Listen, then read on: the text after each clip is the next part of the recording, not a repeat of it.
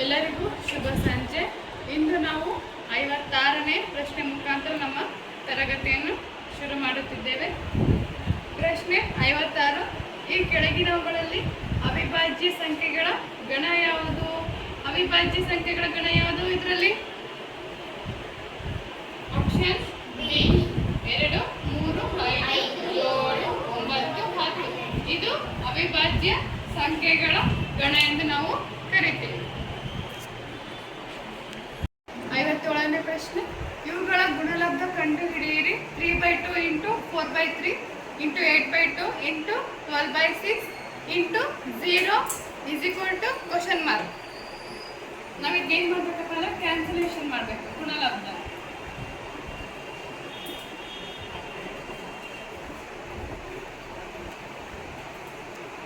ಹೌದಾ? 2 1s 2 2s 3 1s 3 1s 2 1s 2 6 3 2s 3 2s 2 1s 2 4s. Then ಇಲ್ಲಿ ಮೇಲೆ ಎಷ್ಟು ಉಳಿದ numbers? 2 4s 8 8 2s 12 8 2s 16 into 0 is equal to 16 zeros are 0. So the right answer is option B 0. 58ನೇ ಪ್ರಶ್ನೆ. 200ರ ಶೇಕಡ 20% ಎಷ್ಟು ಅಂತ ಕೇಳಿದ್ದಾರೆ. ಹೌದಾ? Option A 20, option B 96, option C 100, option D 40. ಎಷ್ಟು ಕೊಟ್ಟಿದ್ದಾರೆ? 20% is equal to 20/100 ಅಂತ ಹೇಳಿ ಹಾಕಬೇಕು. ಸೊ 20/100 ಇಂಟು ಇವ್ರು ಎಷ್ಟು ಕೊಟ್ಟಿದ್ದಾರೆ? ಇಲ್ಲಿ 200. ಎಷ್ಟು ಕೊಟ್ಟಿದ್ದಾರೆ? 200 ಕೊಟ್ಟಿದ್ದಾರೆ. So 100 1s 100 2s. So 2 2s 4. ಇಲ್ಲಿ 0 ಹಾಕಿದ್ರೆ ಸಂಖ್ಯೆ ಇಟ್ಕೊಂತೀವಿ. ಹೌದಾ? ಎಷ್ಟಾಯ್ತು ಹಾಗಿದ್ರೆ ಆನ್ಸರ್? 40. ಇದರಲ್ಲಿ ಎಲ್ಲಿದೆ 40? Option D 40 is the right answer. 59ನೇ ಪ್ರಶ್ನೆ. ಕೆಳಗೆ ಕೊಟ್ಟಿರುವ ಚಿತ್ರವನ್ನು ಗಮನಿಸಿ. ಬಣ್ಣ ಹಾಕಿದ ಚೌಕ ಮತ್ತು ಒಟ್ಟು ಚೌಕದ ನಡುವಿನ ಅನುಪಾತ ಬರೆಯಿರಿ. ಸೊ ಇವ್ರು ಏನ್ ಕೊಟ್ಟಿದ್ದಾರೆ? ಇಲ್ಲೊಂದು ಬಾಕ್ಸ್ ಕೊಟ್ಟಿದ್ದಾರೆ. ಆಪ್ಷನ್ಸ್ ಏನ್ ಕೊಟ್ಟಿದ್ದಾರೆ ನೋಡ್ರಿ. Option A 1:4, option B 1:3, option C 2:5, option D 2:3. ಅವ್ರು ನೋಡ್ರಿ ಇಲ್ಲಿ ಈ ಬಾಕ್ಸ್ ಕೊಟ್ಟಿದ್ದಾರೆ. ಹೌದಾ? ಈ ಬಾಕ್ಸ್ ಅಲ್ಲಿ ಎಷ್ಟು ಕಾಲಮ್ಸ್ ಇದಾವೆ? 1 2 3 ಕಾಲಮ್ಸ್. ಹೌದಾ? ಸೊ ಟೋಟಲ್ ಬಾಕ್ಸಸ್ ಎಷ್ಟಿದಾವೆ? 1 2 3 4 5 6 6 3s 18. 18. ಹೌದಾ? ಅವರು ಶೇಡ್ ಮಾಡಿರೋದು ಎಷ್ಟು ಪಟ್ಟು ಶೇಡ್ ಮಾಡಿದಾರ? 7. ಹಾ? 6. Very good. 6/18 ಅಂತ ಹಾಕೋಬೇಕು. ಇದು ಎಷ್ಟು ಹಾಕೋಬೇಕು? 6/18. ಸೊ 6 1s 6 ಎಷ್ಟು 18? Very good. 6 3s 18. ಸೊ ಹಂಗಾದ್ರೆ ಏನ್ ಬರುತ್ತೆ ಇಲ್ಲಿ? 1/3 is none other than answer is 1:3. This is the answer. Answer ಎಷ್ಟು ಆಪ್ಷನ್ ಒಳಗೆ ಐತೆ ನೋಡ್ರಿ. Option B 1:3. Very good. Option B 1:3. Model question paper 3 ಗಣಿತ ವಿಷಯದಲ್ಲಿ ಕೊನೆಯ ಪ್ರಶ್ನೆ 60ನೇ ಪ್ರಶ್ನೆ. ಕೆಳಗೆ ಕೊಟ್ಟಿರುವ ಚಿತ್ರದಲ್ಲಿ ಎಷ್ಟು ಲಂಬಕೋನಗಳಿವೆ? ಅವರಲ್ಲಿ ಚಿತ್ರ ಕೊಟ್ಟಿದ್ದಾರೆ ಆಲ್ರೆಡಿ. ಆ ಚಿತ್ರಕ್ಕೆ PQRS ಅಂತಾನು ಮೆನ್ಷನ್ ಮಾಡಿದ್ದಾರೆ. Options: option A 2, option B 3, option C 0, option D 4. Angles ಏನ್ ಕೊಟ್ಟಿದ್ದಾರೆ ಅವರು? P plus angle Q plus angle R plus angle S. PQRS ಅಂತ ಕೊಟ್ಟಿದ್ದಾರಾ? ಸೊ 4 ಮೂಲಿನೂ ನಾವೇನಿಲ್ಲ ಅಂದ್ರೆ ರೈಟ್ ಆಂಗಲ್ ಅಂತ ಕರಿತೀವಿ, 90 ಡಿಗ್ರಿ ಅಂತ ಹೇಳಿ ಕರಿತೀವಿ. ಹೌದಾ? ಸೊ 90 90 90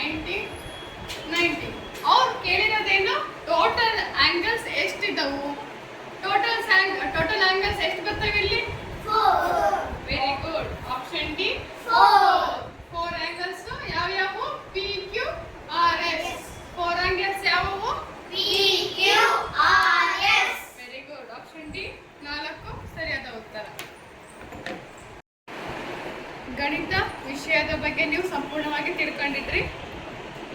ಇವತ್ತಿಂದ ನಾವು ಯಾವ ಸ್ಟಾರ್ಟ್ ಮಾಡೋಣ? ಮಾಡಲ್ ಕ್ವೆಶ್ಚನ್ ಪೇಪರ್ 3 ವಿಷಯ ವಿಜ್ಞಾನದ ಬಗ್ಗೆ ನಾವು ಕ್ವೆಶ್ಚನ್ ಪೇಪರ್ನ ಬಿಡಿಸ್ಕೊಂತ ಹೋಗೋಣ.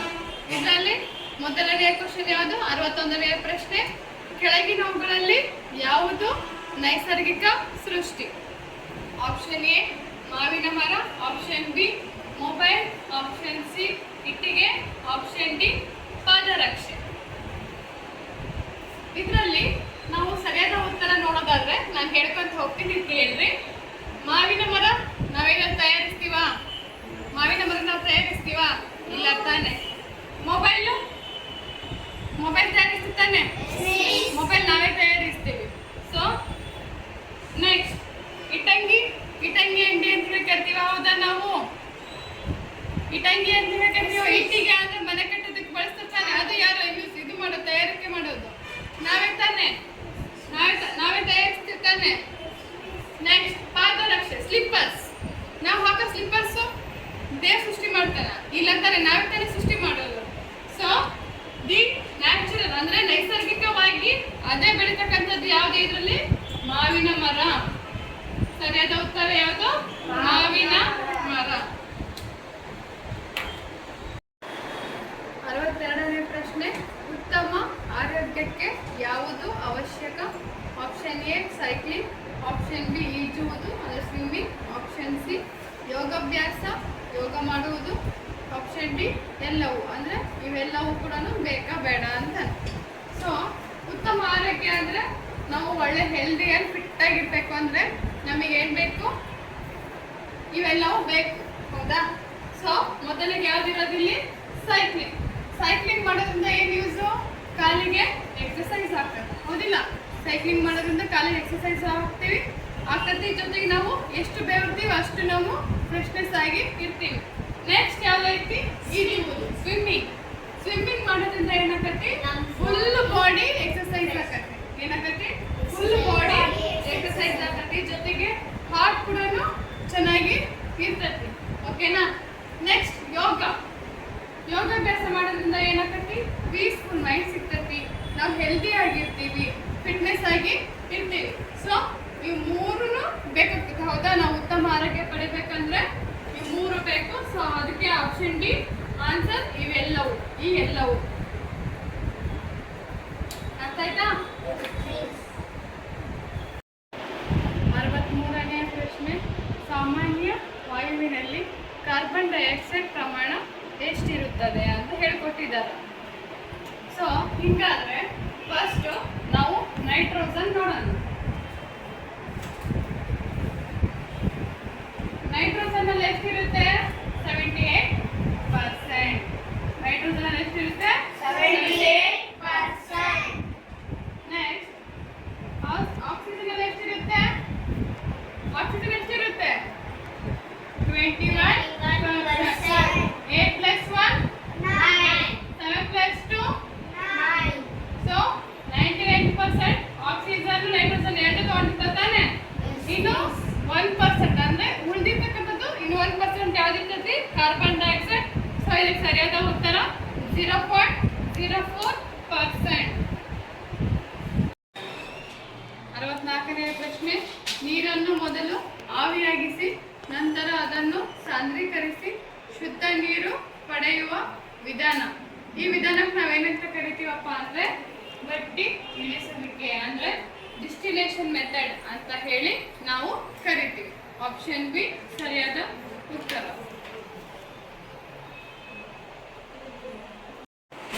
ಪ್ರಶ್ನೆ 65ನೇ ಪ್ರಶ್ನೆ. ಕೆಳಗಿನ ಯಾವ ವಾಕ್ಯ ಸರಿ? ಆಪ್ಷನ್ ಎ ಸಿರಿಂಜ್ ನಲ್ಲಿರುವ ದ್ರವ್ಯವು ತೇವಾಂಶದಿಂದಾಗಿ ಮೇಲಕ್ಕೆ ಬರುತ್ತದೆ. ಬಿ ನೀರು ನಮಗೆ ಗಾಳಿಗಿಂತಲೂ ಹೆಚ್ಚು ಅವಶ್ಯ. ಸಿ ಮೊಟ್ಟ ಮೊದಲ ಜೀವಿ ಉಗಮವಾಗಿದ್ದು ನೀರಿನಲ್ಲಿ. ಆಪ್ಷನ್ ಡಿ ಸಸ್ಯ ಮತ್ತು ಪ್ರಾಣಿಗಳ ದೇಹದಲ್ಲಿ 50% ನೀರಿದೆ. ಇದರಲ್ಲಿ ಯಾವುದು ಸರಿಯಾದ ವಾಕ್ಯ? ಆಪ್ಷನ್ ಸಿ ಮೊಟ್ಟ ಮೊದಲ ಜೀವಿ ಉಗಮವಾಗಿದ್ದು ನೀರಿನಲ್ಲಿ.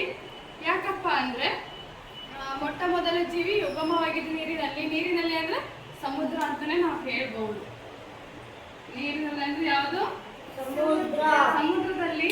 ಯಾಕೆ ಹೇಳ್ತೀವಪ್ಪ ಅಂದರೆ ಮೊದಲು ಸಮುದ್ರದಲ್ಲಿ ಯಾಕೆ ಜೀವಿ ಹುಟ್ಕೊಂತಾವಪ್ಪ ಅಂದ್ರೆ ನೀರಿನಲ್ಲಿ ಇರ್ತಕ್ಕಂಥ ರಾಸಾಯನಿಕ ಅಂಶಗಳು ಹಾಗೂ ಅನಿಲ ಗುಣಗಳು ಹಾಗೂ ಮತ್ತು ಸೂರ್ಯನ ಬೆಳಕು ಈ ಮೂರು ಏನಿದಾವಲ್ಲ ನೀರಿನಲ್ಲಿ ಜೀವಿಗಳು ಉದ್ಭವ ಆಗೋದಕ್ಕೆ ಸಹಾಯ ಮಾಡ್ತಾವೆ ಅದಿಲ್ಲ.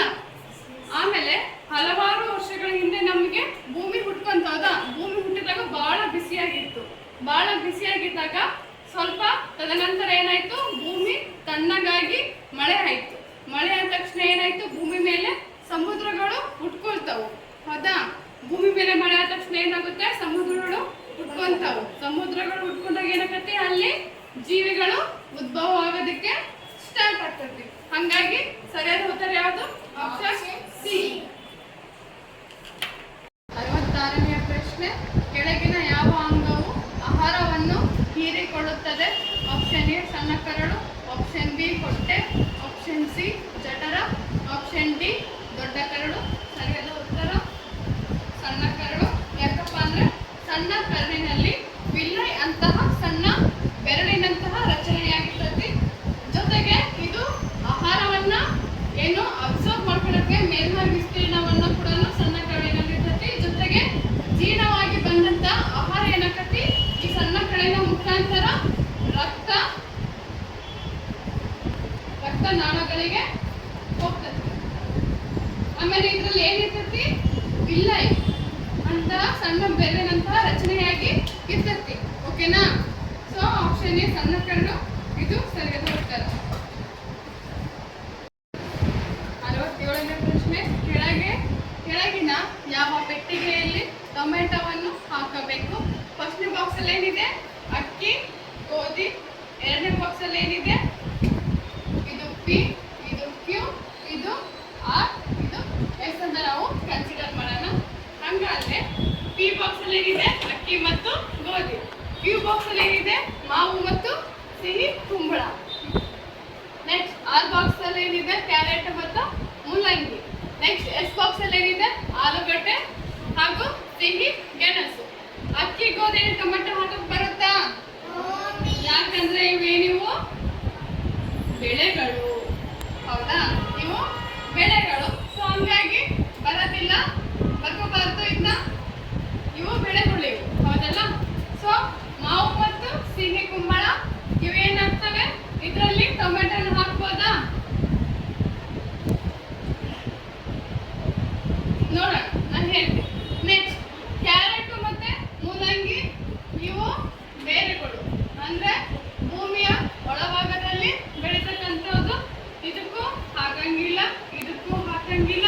ನೆಕ್ಸ್ಟ್ ಆಲೂಗಡ್ಡೆ ಮತ್ತೆ ಸಿಹಿ ಗೆಣಸು ಇವೇನಕ್ಕಪ್ಪ ಅಂದ್ರೆ ಗಡ್ಡೆ ಪದಾರ್ಥ ಆಗ್ತವೆ, ಗಡ್ಡೆ. ಓಕೆನಾ?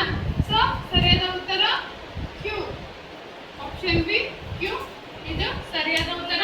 ನಾವು ಮಾವು ಮತ್ತೆ ಸಿಹಿ ಕುಂಬಳಕ್ಕೆ ನಾವಿಲ್ಲಿ ಈ ಬಾಕ್ಸ್ ಅಲ್ಲಿ ಟೊಮೆಟೊವನ್ನ ಹಾಕ್ಬಹುದು, ಯಾಕಂದ್ರೆ ಇವೆಲ್ಲ ಬೇರೆ ಬೇರೆ ಐಟಮ್ಸ್ ಆಗಿರ್ತವೆ. ನಾನು ಟೊಮೆಟೊ ಮತ್ತೆ ಯಾವ್ದು ಹಾಕ್ಬೋದು, ಮಾವು ಸಿಹಿ ಕುಂಬಳದಲ್ಲಿ ಮಾತ್ರ ನಾವು ಟೊಮೆಟೊವನ್ನ ಹಾಕ್ಬಹುದು. ಸರಿಯಾದ ಉತ್ತರ ಯಾವ್ದಪ್ಪ ಅಂದ್ರೆ ಆಪ್ಷನ್ ಬಿ ಕ್ಯೂ.